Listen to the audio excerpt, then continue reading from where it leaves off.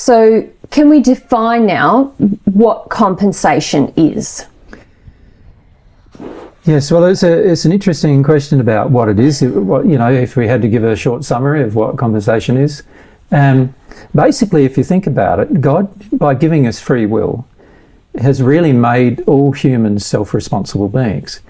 But there had to be some way to enforce self-responsibility upon the human. Otherwise, you wouldn't be a self-responsible being. Mm-hmm. And compensation is really the enforcing of responsibility upon the human for the human's actions and for the human's behaviour, their thoughts, their intentions, their desires.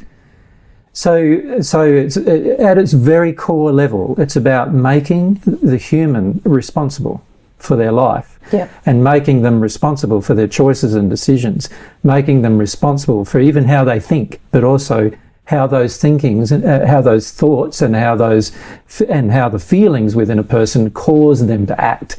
And then not only sort of correcting that if it's out of harmony with love, but by some kind of penalty-based system, but also just a way of encouraging or you could say discouraging unloving behaviour. It also needed to have a way of rewarding the loving behaviour. So, gotcha. Because otherwise compensation wouldn't be complete. It'd be all stick and no carrot, if you could call it that. So in a lot of ways, you could say compensation is like providing a carrot and a stick in terms of training the human into becoming a more loving creature and therefore living in more harmony with the rest of the universe that God's created. Mm-hmm. So it's interesting you use the analogy of the carrot and the stick, because that's the old analogy of the donkey, moving forward because there's a carrot in front or a stick behind hitting it. But is compensation really something that does act upon what we referred to in the Paget messages as the animal side of our nature, like the more basic parts of our nature? Well, hopefully the human's a bit more intelligent than a donkey. Sometimes when you look at what we do, sometimes that's a bit questionable. Donkeys don't go to war except when forced to by humans. So, there's obviously things where we as humans, although we have quite a large degree of intelligence, we don't use our intelligence very wisely. And so, yes, God obviously, when you say the animal part of our nature, there's the physical body, as we've discussed in previous discussions, does have an animal side of itself, which is the physical creation of the human. But here we're talking specifically the human would not exist without the soul connected to both the physical and spirit bodies. Yeah. So here we're talking more about the corrections that need to occur to the soul, because that's the everlasting part of the human. Gotcha. And recently we did some conversations about that in the Paget, when we discussed a Paget message or two about how the soul receives divine love. And in those messages we referred to the three parts of the human, if you like, the animal physical part of the human, the spiritual body of the human, and also the soul, or the half of the soul that each of us are. And obviously compensation has an effect on all of those things. It does have an effect on the physical body. Mm-hmm. It does have an effect on the spirit body. But more importantly, and more definitively, it has an effect on the soul. It's the soul that God wants to either correct for its unloving and disobedient behaviour, or reward for its loving and obedient behaviour. Mm-hmm. Okay.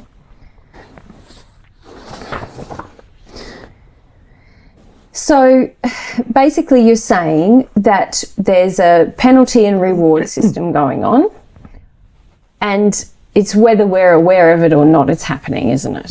Yeah. Which is sort of what I meant by the animal side of the nature. It's not something we necessarily consciously engaged in, but it is occurring constantly.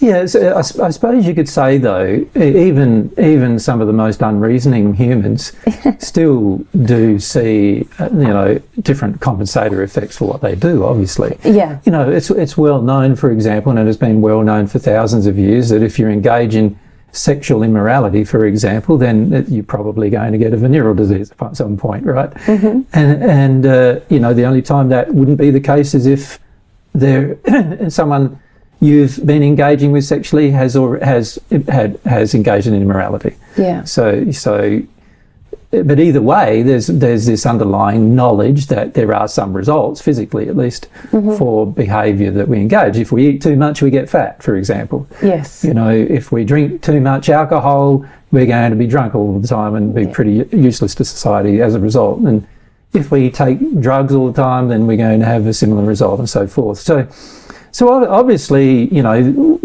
most people can see through physical actions in particular that there is a compensatory effect for behaviour they undertake. Yeah. So it's not like we're uneducated about the matter, as most people would claim. Yeah. But rather, it's a fact. It's a day-to-day fact of life that we do see compensation in everything we do.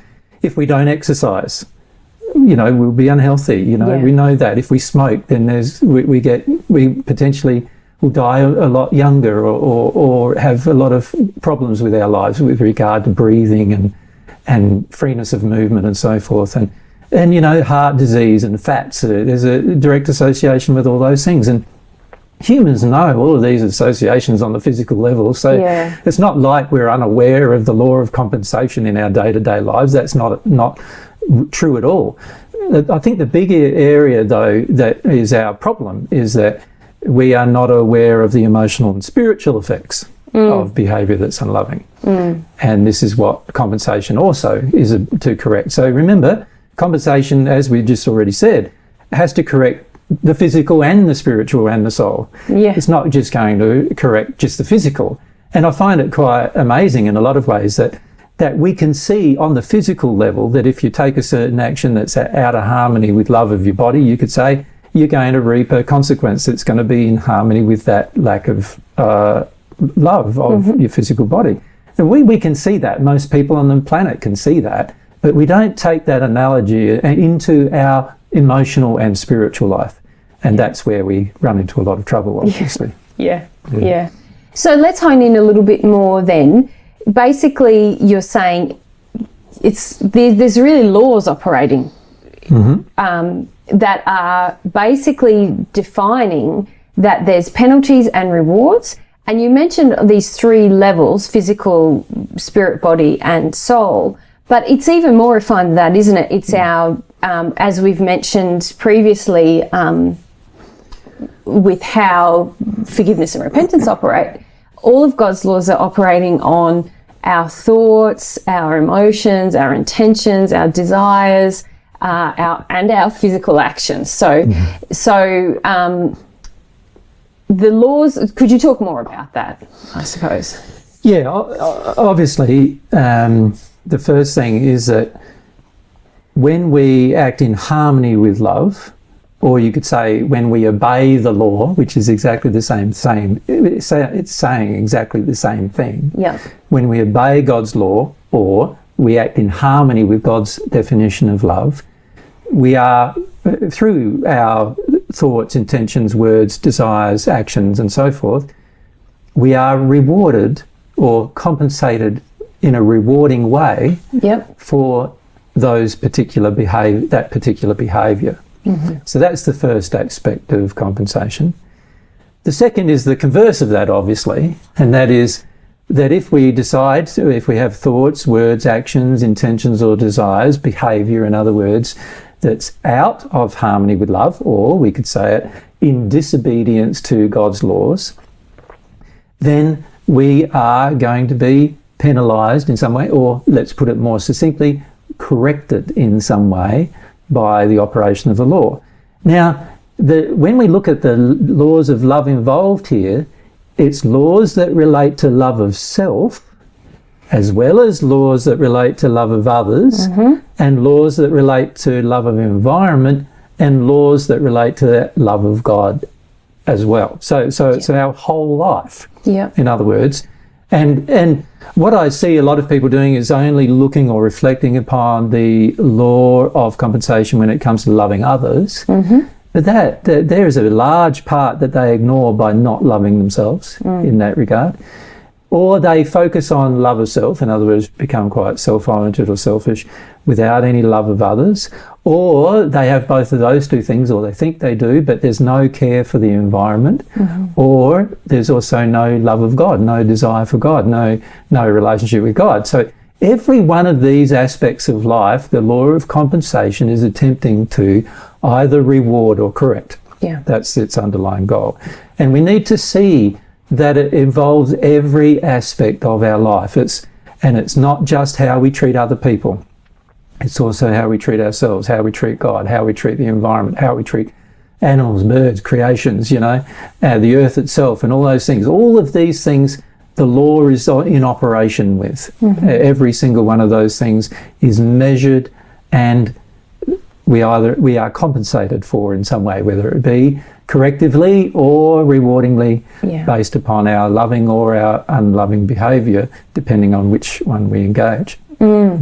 And so essentially this is like a big feedback mechanism, isn't it? To help us to identify what's in harmony with law and what's out of harmony with law. Yes, if we didn't have the feedback mechanism, you can imagine like you'd go ahead and take an action not knowing whether the outcome was going to be positive or negative.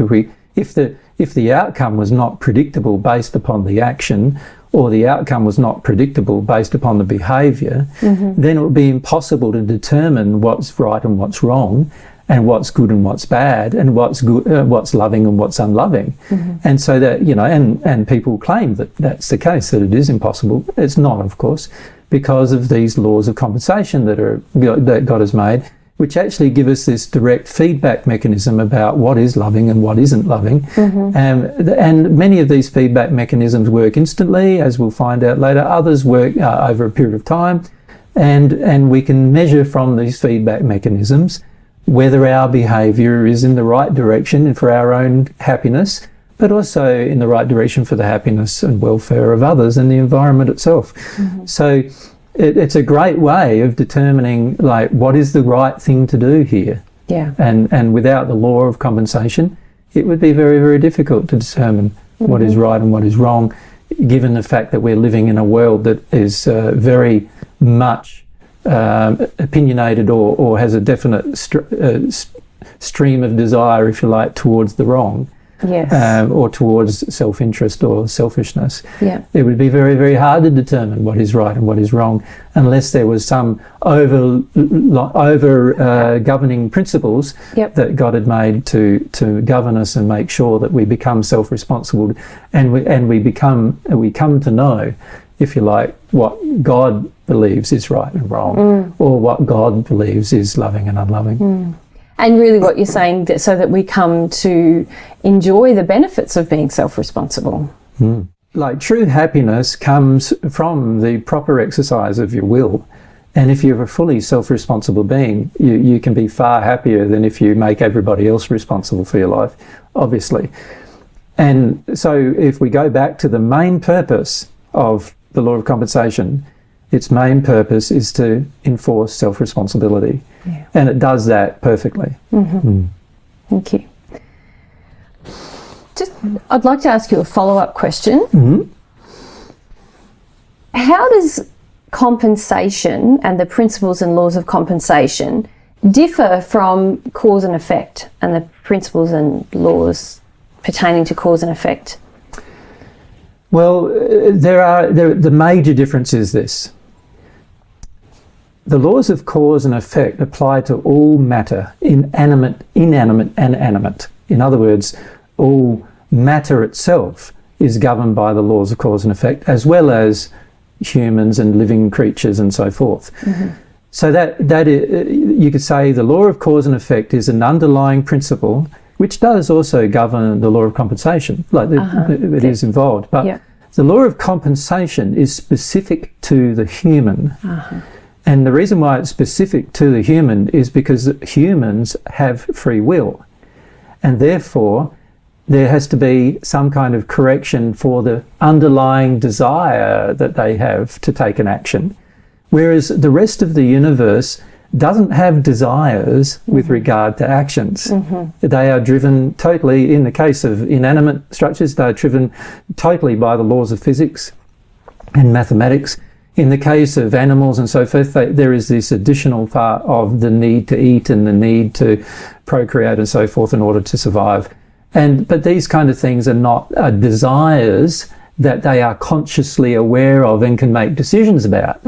The human is the person who has the ability to make these consciously aware choices, and as such, the human has to have more law applied to it in order to correct its unloving behaviour.